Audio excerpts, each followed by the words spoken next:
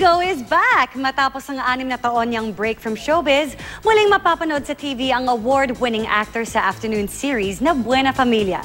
Yan ang chika ni Lars Santiago. 6 na taon nang hindi napanood na umarte si Kogi Domingo. Naging masalimuot kasi ang kanyang buhay noon at nagkaroon ng mga problemang personal at mga kontrobersyal na issue.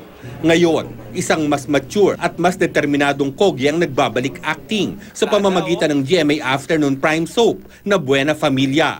Bad boy daw siya sa kanyang comeback role. Parang may pagnanasa doon sa kay Kylie, tapos nagkaroon ng parang rape scene. Masaya at nagpapasalamat si Kogi sa muling pagbibigay ng break sa kanya ng GMA.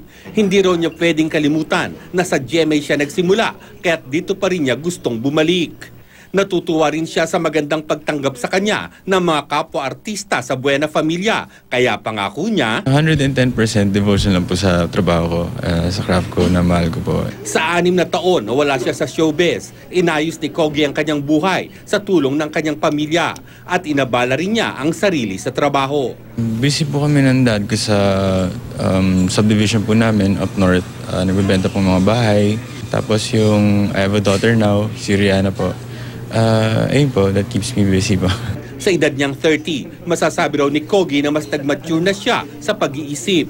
Pati lifestyle niya ay iba na rin. Mas kailangan ko po ng time sa sarili ko and sa family ko. Kaya po, mas porsigido po ako magtrabaho ngayon. Mapapanood si Kogi sa Buena Familia simula sa Lunes ng hapon.